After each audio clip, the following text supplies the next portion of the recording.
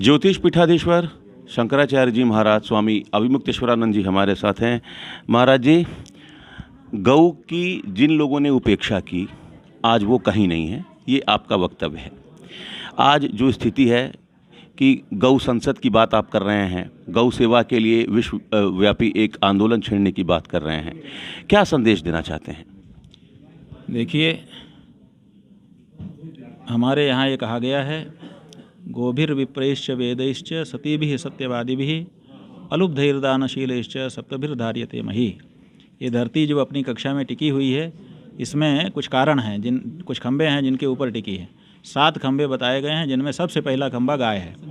तो गाय के बारे में जो सोचता है, गाय का आशीर्वाद जो प्राप्त करता है, वो टिका रहता है, और जो गाय का आशीर्वाद खो देता है वो अपनी कक्षा से भी च्युत हो जाता है। ये हमारे यहाँ मान्यता है। इसीलिए हम गौ सेवा करते रहते हैं, गौ भक्ति करते रहते हैं, गौ को आदर सम्मान देते रहते हैं।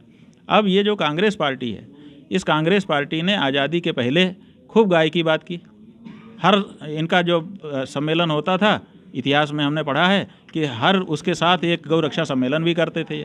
जब घरों में जाते थे ये लोगों को तैयार करने के लिए कि स्वतंत्रता आंदोलन में हमारा साथ दो, लोग कहते थे हम क्यों दें, तो कहते थे कि इसलिए कि गाय, ये अंग्रेज जो है गाय काट रहे हैं, इनको भगाना पड़ेगा तब गाय बचेगी। तो लोग कहते हैं हाँ हाँ ठीक है, हम आपके साथ देंगे। तो लाखों लोगों ने साथ दिया, 3 लाख से ज़्यादा लोगों ने बलिदान दे दिया, तब जाकर के भारत आज़ाद हुआ। भारत जब आज़ाद हो गया तो इन्होंने अपना चुनाव चिन्ह बना लिया गाय बछड़ा, इन्होंने अपना चुनाव चिन्ह बना लिया बैलों की जोड़ी, और लोगों को ठगा कि हम तो गौ भक्त हैं, हमको वोट दीजिए। उन्होंने इनकी सत्ता कर दी, लंबे लंबे समय तक इनकी सत्ता रही, और फिर धीरे धीरे धीरे इनको लगने लगा कि ये सत्ता तो हमारी है। वो गौ माता का जो आशीर्वाद था उसको भूल गए। आज वो कहाँ चले गए पता नहीं। तो हमको ये डर है कि जो वर्तमान सरकारें हैं, कम से कम उनको इस बात का ध्यान रहे, वो गौ माता के बारे में अच्छी भावना रखें और उनको प्रतिष्ठा प्रदान करें, उनकी हत्या को रोकें।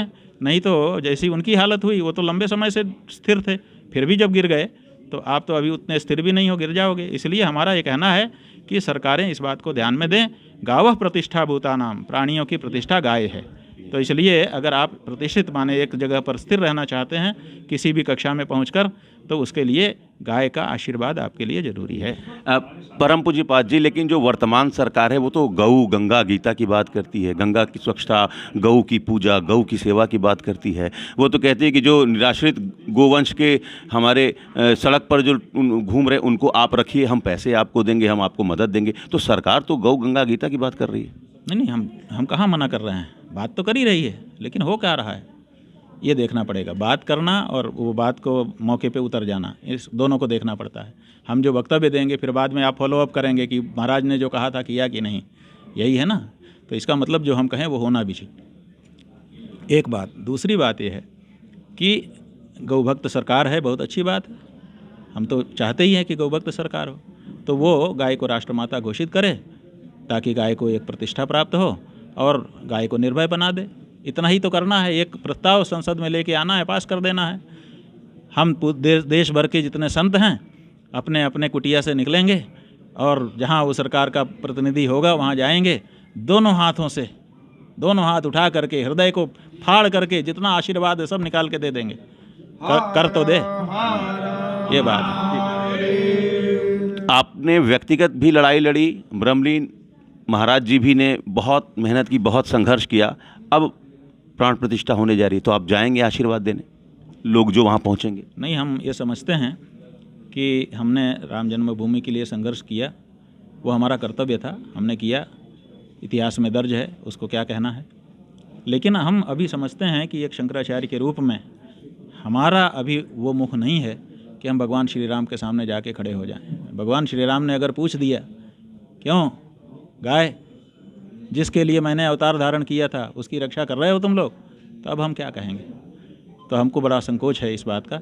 हम चाहते हैं कि गौ रक्षा का निर्णय हो जाए, कानून पारित हो जाए, तो उसके बाद भगवान के सामने जाएं, दर्शन करें, आशीर्वाद प्राप्त हो।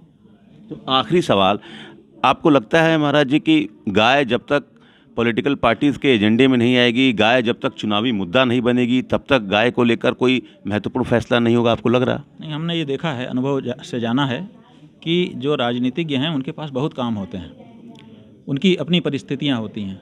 चारों तरफ से लोग घेरे हैं, सब अपना अपना काम बता रहे हैं। तो जो काम प्रायोरिटी में होता है, जो उनके एकदम सिर पे चढ़ जाता है, उस काम के बारे में तो वो सोचते हैं, बाकी तो पीछे हटा देते हैं। तो ऐसे ही गाय का मुद्दा बहुत महत्वपूर्ण है, लेकिन चूंकि उस पर कोई हल्ला नहीं है, कोई शोर नहीं है, कोई वोट नहीं कट रहा है, इसलिए उसको उन्होंने उपेक्षित कर रखा है कि बाद में देखेंगे, उसकी सुनते ही नहीं है। तो जब ये उस एजेंडे में आ जाएगा, जब इसके बारे में समाज में आवाज़ होगी, जब इसके बारे में वोट का भले 2 वोट जाता हो लेकिन 2 वोट गाय के कारण हमारा कट रहा है, ये एहसास जब उनको होगा, तब वो गाय के बारे मुद्दे पर भी ध्यान देंगे, ऐसा हम मानते हैं। इसीलिए ये कह रहे हैं, ताकि उनका ध्यान आकर्षण हो जाए। अगर वो संवेदनशील होकर के इसके बिना ही कर दें तो कितना अच्छा हो जाए। तो शंकराचार्य जी महाराज ने एक तरीके से गौ रक्षा को लेकर राष्ट्रव्यापी आंदोलन छेड़ने की शुरुआत काशी से की है, और उन्होंने ये स्पष्ट कर दिया है कि जिन लोगों ने भी गाय की अवहेलना की, उपेक्षा की, उनको न सिर्फ सत्ता से जाना पड़ा, बल्कि आज वो कहीं दिखाई भी नहीं दे रहे हैं। Amit Singh, TV9 UP, Varanasi.